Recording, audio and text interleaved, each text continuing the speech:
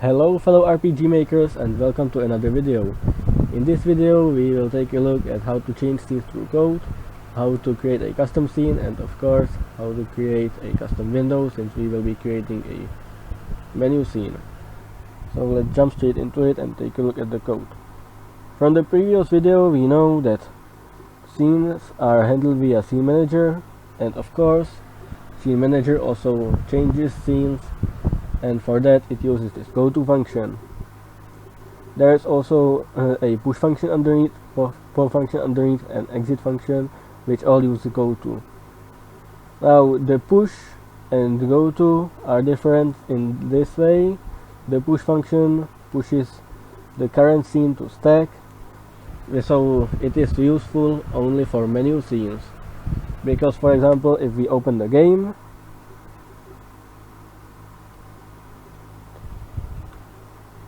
and take a look at scene manager stack, we can see it is empty.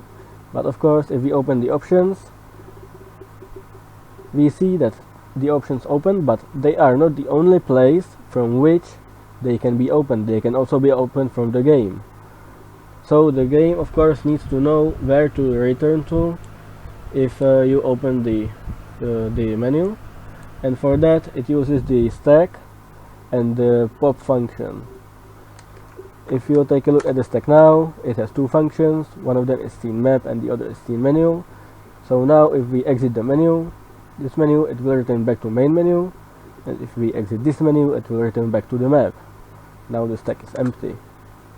So that would be the pop function. So of course if we try scene manager, go to scene menu, it will work. However, if we try to exit the menu, since we have an empty stack now, as we can see, boom, the game closes. So the goto function is used only for non-menu, or for anything that is not a menu, and push is used for anything that is a menu. So now that we know how to change scenes through code, let's of course create our new menu plugin.ps, and if we take a look at the scenes, of course we can see that scene menu is a prototype of scene menu base. It's also important to know that any other scene that is not a menu is a prototype of scene base. The difference between these two scenes is of course that scene menu base contains some extra functions that scene base does not.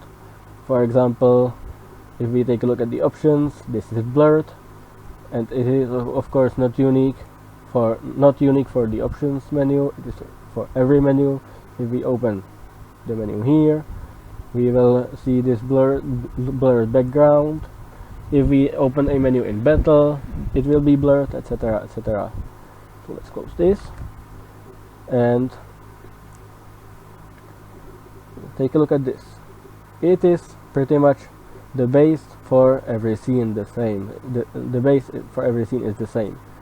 We have this function name, we have the prototype, either scene menu base or scene base, or of course if you build some extra scene upon, for example, scene map, there will be scene map, but since these are rare, I won't consider them now.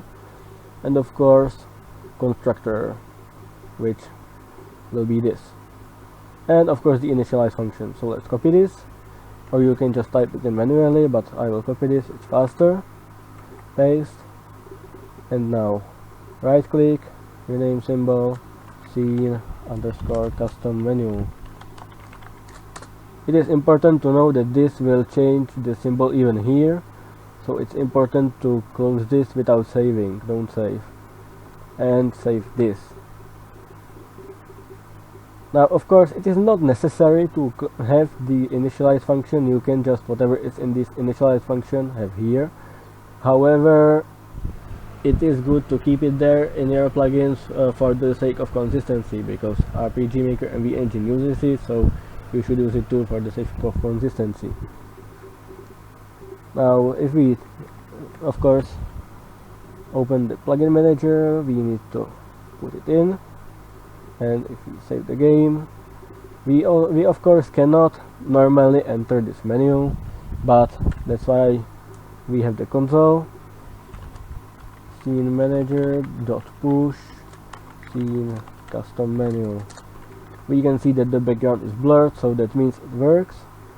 Of course we cannot do anything because we haven't anything defined, so we can exit it, except for of course the code scene manager dot pop. And when we are back on the map, so let's close this, and of course we can now create our custom window. But before we create a custom window, it is important to note which kind of window do you want it to be, because if we take a look at RPG windows, we can see window base has a different parameter, window selectable has these kind of parameters too, x, y with height. But if we take a look at window command,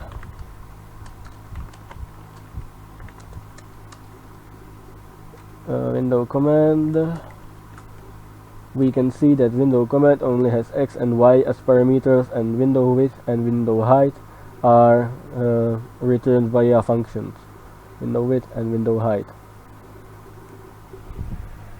So the main differences between window command and window selectable would be that window command is of course more specialized. For example, this is a prototype of window command. It has fixed width and fixed amount of lines. These are window selectable, so that means we can select, but the field sizes are not limited.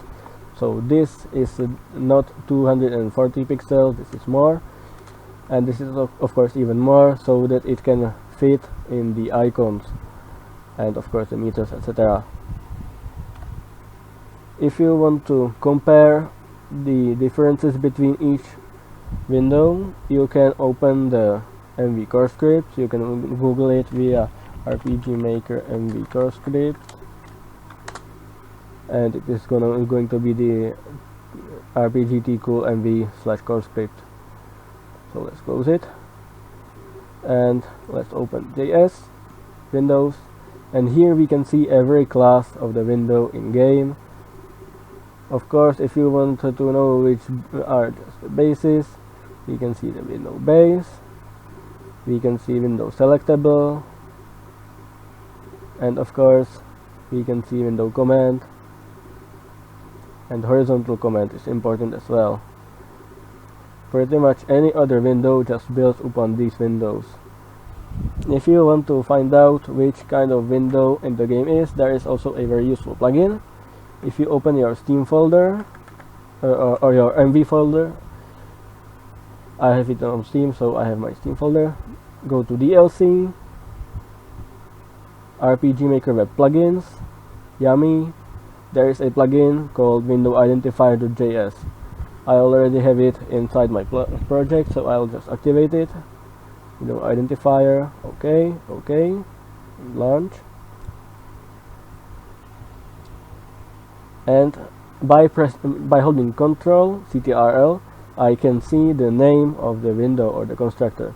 So for example, I can take a look at the RPG Maker RPG Windows. I can search for window title command, and I can see what kind of parameters it has and compare it to window command. For example, these kind of parameters are unique. So if I want to change, for example, window width, I can do it 560 instead of 240. And now if I reset the game, launch it, the window is longer. Of course it looks ugly, but whatever. Let's revert it back. So for the sake of this video, I will use the window base, and in future video I will explain all other sorts of basic windows we can use. So let's get into it.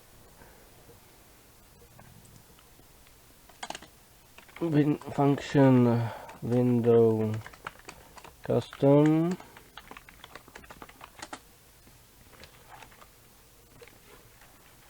this initialize.apply this arguments, window custom prototype equals object create window base prototype window custom prototype constructor equals window custom prototype initialize equals function window base prototype initialize call this x y with height. We of course need it even here x y with height. So if we save it, we of course won't have any window appearing in the scene. We need to first initialize it here. However, we cannot initialize it in the initialize function. For that we need to create a create function. So scene custom menu prototype create equals function scene menu base prototype create call this slash custom window equals new window custom 0 0 to put it to the upper left corner, 320 to 40. And of course, unless we add the window to the window layer, we cannot see it, so we have to add it. This add window, this slash custom window. Let's save it, let's launch it, let's test it, and let's see. Scene manager push scene custom menu, and here we go. Here we have our little window. Of course it doesn't contain anything, any pictures or anything like that, so we have to change that. For that, however, since window base does not have any drawing functions, unlike other windows, like Windows Selectable for example has draw item and draw items, we have to define our drawing function ourselves. So this draw all items window custom prototype draw all items equals function. And now let's say I will draw a text, an icon, and maybe a character as well, just to demonstrate what you can do. So for example, this draw text, let's draw a variable game variables value 2, so it will draw variable number 2.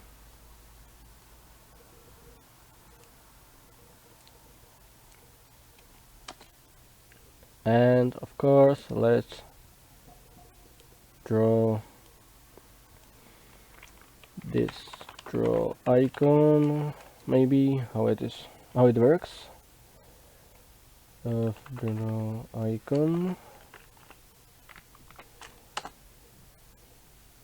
icon index text state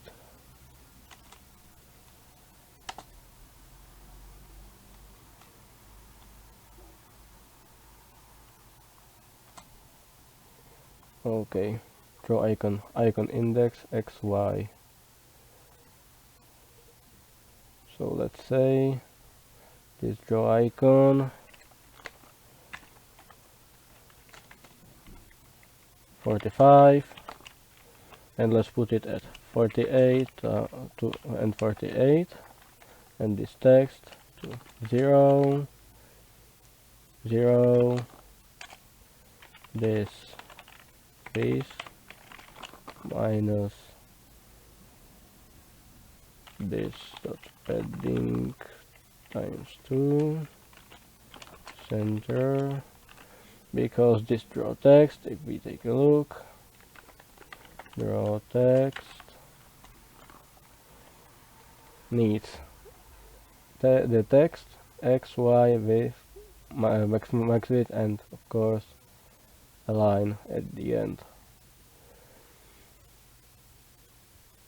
If we were to draw text x, it will just draw every single letter that is used, for example, in the message window.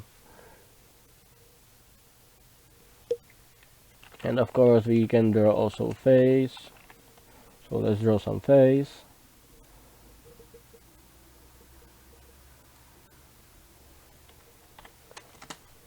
This draw face.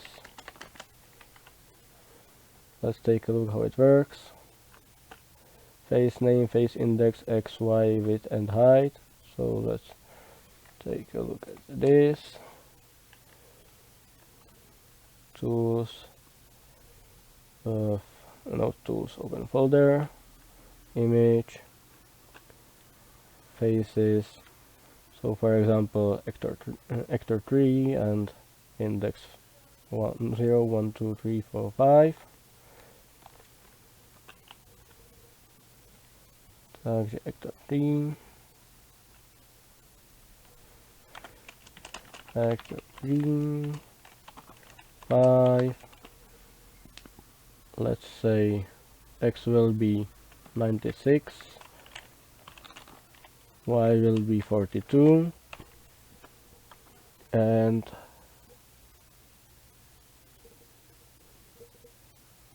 width and height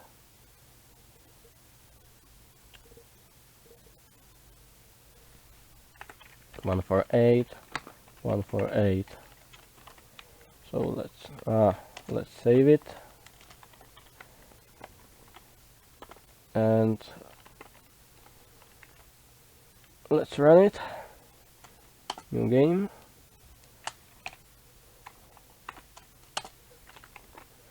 So here we have our text, here we have our icon, but we don't have our image for some reason. Let's see why.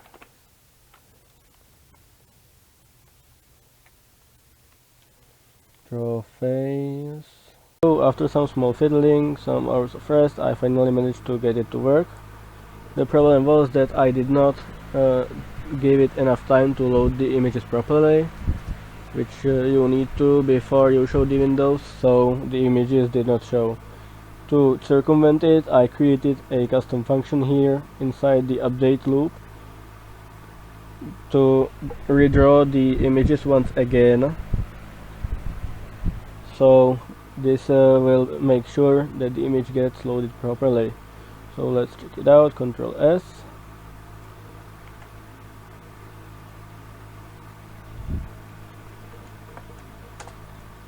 Now we can see that the image works just as it should. So let's draw some other things. For example, character. This draw character, and that works. If we take a look, draw character. If we take a look, draw character. Oops.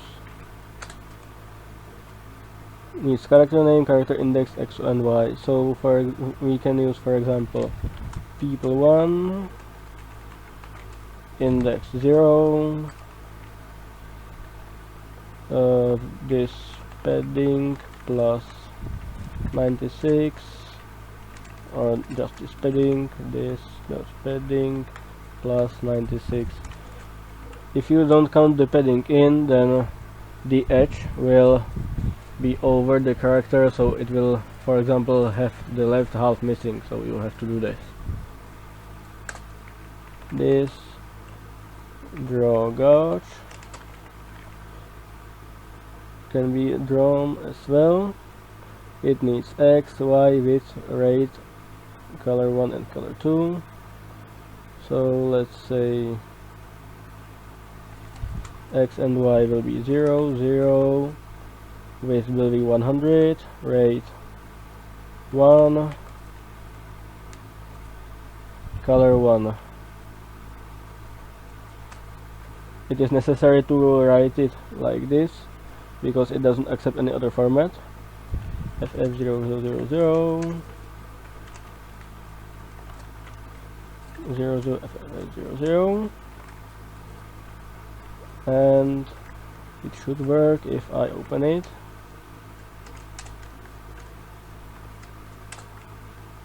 Yes, this is the value of the variable. Currently it's 0. This is the gosh, the icon, the character, and the face. So let's close it for now, and let's change the variable value of 2. So control variables to add, for example, 20.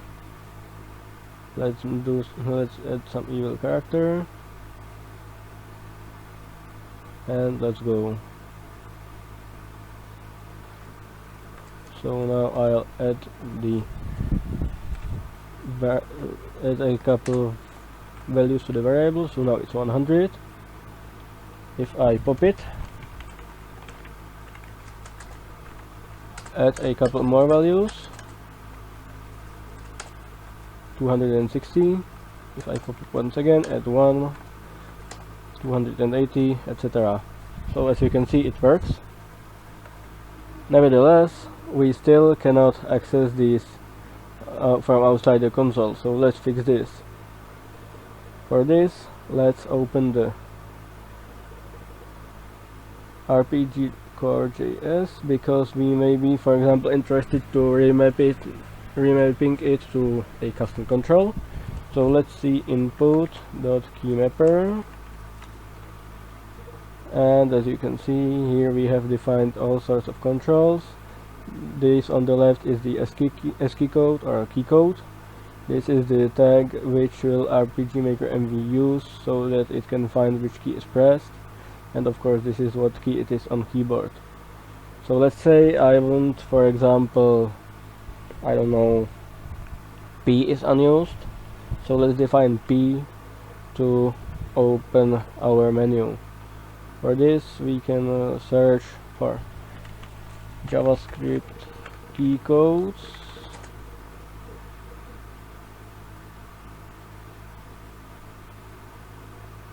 we will find P, that is 80. So let's define it in our script.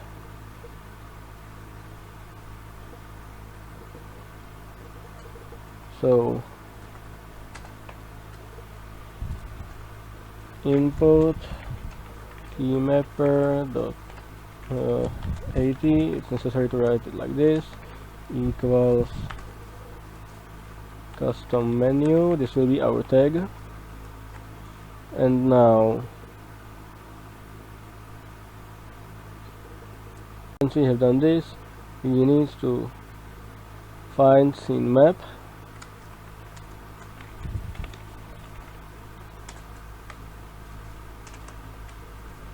and more importantly, the update function, because we want this menu to be callable only from scene map. So scene map, we need the update function, and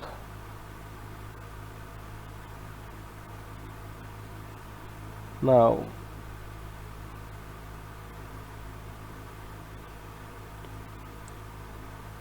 we paste it here, delete this, and we need to alias this function, otherwise we would overwrite it. For aliasing, we simply define a variable that is its substitute. So for example, alias scene map update equals scene map dot prototype dot update. Now here we call the alias, and now if input is triggered, custom menu scene manager dot push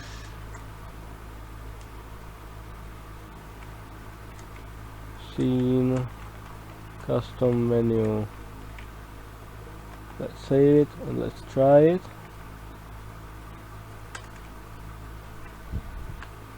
I press P and it opened.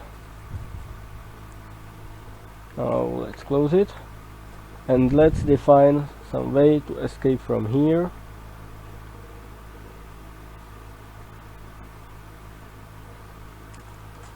If input is triggered, cancel scene manager dot pop.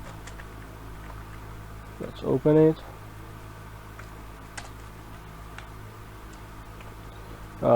Not the console. P, it's opened. Escape, it's closed. So now we can get out in and out of the menu with no issues. Alright, so this would be it for this video. If you have any questions, feel free to leave a comment below, and I'll see you in the next video. Bye bye.